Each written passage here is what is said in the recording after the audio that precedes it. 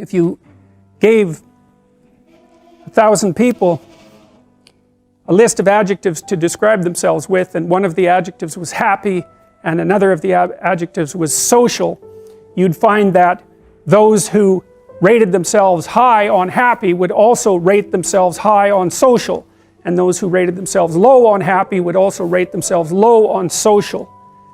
And by looking at those patterns of covariation, you can determine what the essential dimensions are of human personality. One of the dimensions is roughly happiness. That's extroversion. Another dimension is neuroticism. It's a negative emotion dimension. So if you ask someone if they're anxious and they score high, say on a scale of 1 to 7, they're also likely to score high on another item that says that they're sad. And it turns out that negative emotions clump together, and so that people who experience more of one negative emotion have a propensity to experience more of all of them. There's another dimension called agreeableness, and agreeable people are self-sacrificing, compassionate, and polite. If you're dealing with an agreeable person, they don't like conflict. They care for other people. If you're dealing with an agreeable person, they're likely to put your concerns ahead of theirs. They're non-competitive and cooperative. It's a dimension where women score more highly than men on agreeableness across cultures, including those cultures where the largest steps have been taken towards producing an egalitarian social circumstance, like Scandinavia. Actually, the gender differences in personality there are larger than they are anywhere else. Another trait is conscientiousness. Conscientiousness is an excellent trait if you want to do well in school and in work, especially if you're a manager and administrator. I can't say we understand a lot about conscientiousness, although it reliably emerges from factor analytic studies of adjective groups across different countries. Conscientious people are diligent, industrious, and orderly. Their orderliness tilts them towards political conservatism, by the way, because it turns out that your inbuilt temperament, your inbuilt personality, which constitutes a set of filters through which you view the world, also alters the manner in which you process information and influences the way that you vote. And so you might say, and I do believe that this is true, we've been doing a lot of research on this as of late,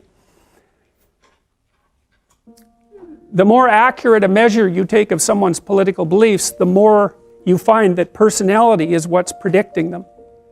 And I think that's a reasonable thing to think about, because you have to figure out ways of simplifying the world, right? Because you just can't do everything.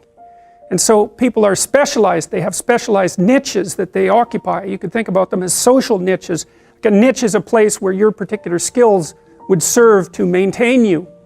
And so if you're extroverted, you're going to look for a social niche because you like to be around people. And if you're introverted, you're going to spend much more time on your own. And so if you're an introverted person, for example, you're going to want a job where you're not selling and where you're not surrounded by groups of people who are making social demands on you all the time, because it'll wear you out.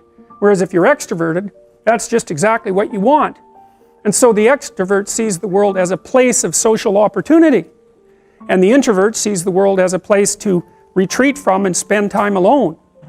And it turns out that both of those modes of being are valid. The issue, at least to some degree, is whether or not you're fortunate enough to match your temperament with the demands of the environment, and I suppose also whether you're fortunate enough so that you're born in an era where there actually is a niche for your particular temperament, because it isn't necessarily the case that that will be the case. Imagine that all of these temperamental dimensions vary because of evolutionary pressure, right? So there's a distribution of extroversion, a normal distribution. Most people are somewhere in the middle, and then as you go out towards the extremes, there are fewer and fewer people. And what that means is that on average, across large spans of time, there have been environments that match every single position on that distribution, with most of the environments matching the center, because otherwise we wouldn't have evolved that way. And so sometimes being really extroverted is going to work well for you in a minority of environments, a minority of niches, and sometimes it's just going to be a catastrophe. I suspect, for example, that if you live in a tyrannical society where any sign of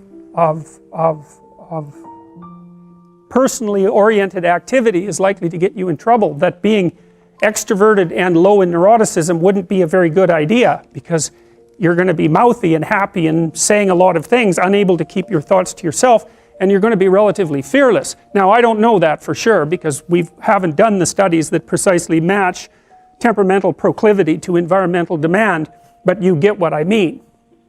So conscientious people, anyways, conscientious people are industrious and orderly. We know a little bit about orderliness.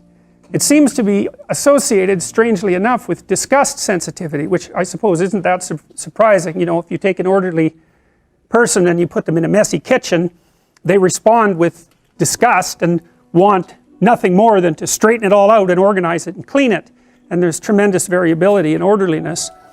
And as I said, orderliness predicts political conservatism. It's not the only thing, but it's certainly one of the things. The correlation between conscientiousness and grades is about 0.4.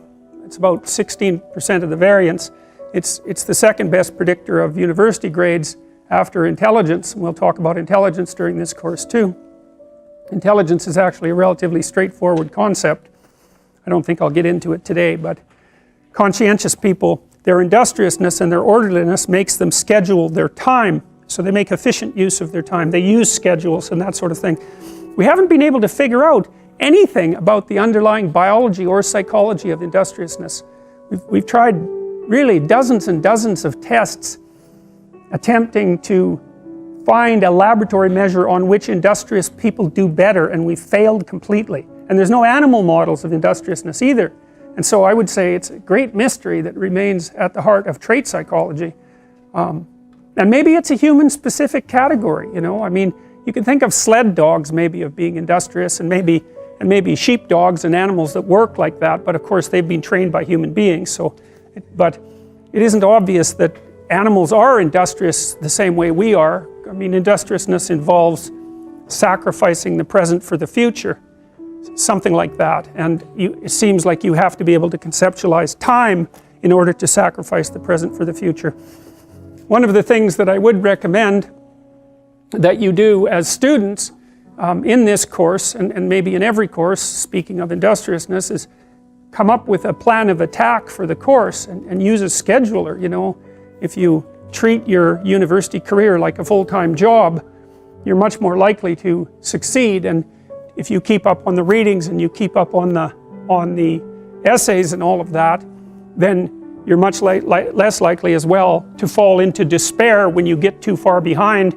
Using a Google Calendar or something like that to organize a schedule for the entire semester at the beginning of the semester can be invaluable, especially if you're not very industrious, because it can keep you on track. And one of the things we know about industrious people is that they are very good at using schedules and at planning the use of their time.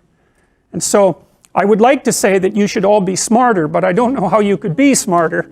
We don't know anything about how to improve intelligence, and I suppose we don't really know anything about how to improve industriousness either, but I can tell you that people who are industrious come up with a strategy for solving the problem that's ahead of them, and then they do whatever they can to stick to the strategy. And so, for example, if you sat down today or tomorrow for a couple of hours, 3 hours, and you filled in a Google Calendar, whatever you happen to use, with a strategy for studying, and a list of when all your assignments are due and all of that, and when you're going to sit down and study, then you won't be in a position where you have to cram for 10 hours a day hopelessly right before, you know, an important exam. It's also a very ineffective way of studying, by the way.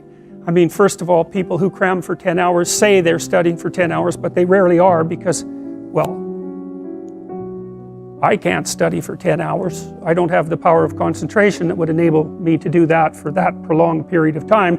I can manage about 3 hours of intense intellectual activity before I'm pretty done. And it's also the case that if you study and then sleep and then study and then sleep and then study and then sleep, you space it out, then you're much more likely to remember. it's also much more likely that you're much more likely to remember if you try to recall the material, and so highlighting and that sort of thing isn't very useful, but reading, closing the book, summarizing what you've read without opening the damn book, that's useful. And the reason for that is that you're practicing remembering, and that's what you have to practice. If you're practicing memorization, you have to practice remembering. You don't just go over the thing over and over. That'll help you with recognition memory, but it won't help you with recall memory. Anyways, the last trait is openness. Openness is a creativity trait.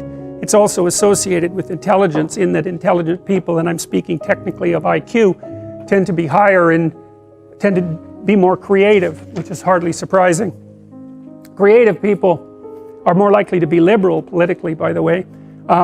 They like novelty, they like aesthetics, they like fiction, they like movies, they like art, they like poetry. There's something about them that grants them an aesthetic sensitivity, and that's an inbuilt trait. And it's not the case, by the way, that everyone's creative. In fact, far from it. We've used the Creative Achievement Questionnaire to measure people's creativity. I'll talk to you about that later in the class.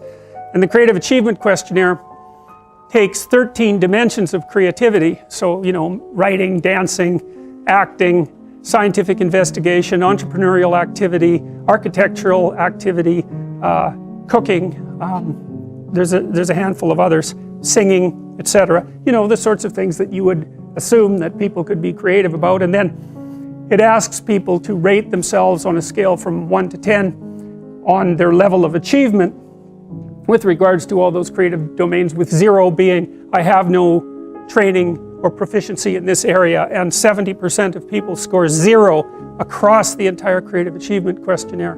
A tiny proportion of people are outliers, way out, and they're creative in many dimensions simultaneously and exceptionally creative. And it turns out, as you'll find out, that pattern, which is called a Pareto distribution, where most people stack up at 0 and a few people are way out on the creative end, characterizes all sorts of distributions, like the distribution of money, for example, which is why 1% of the people have the overwhelming majority of the money.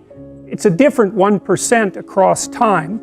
It churns, and you're much more likely to be in the 1% if you're older, logically enough, because one of the things you do as you age is you trade youth for money, if you're fortunate. I don't think the trade is really worth it, but that's the best you've got. So anyways, those particular traits, you can think of those as ways that you simplify the world, right? There's lots of different places that you can act in the world, and there's lots of different ways you can look at it and survive. That's why you can be a plumber and a lawyer and an engineer, and those all work, right? Even though they're very different modes of being. And you can have different personalities and survive, as long as you're capable of finding the place where your particular filters and behavioral proclivities match the demand of the environment. And a huge part, I would say, of successful adaptation is precisely that.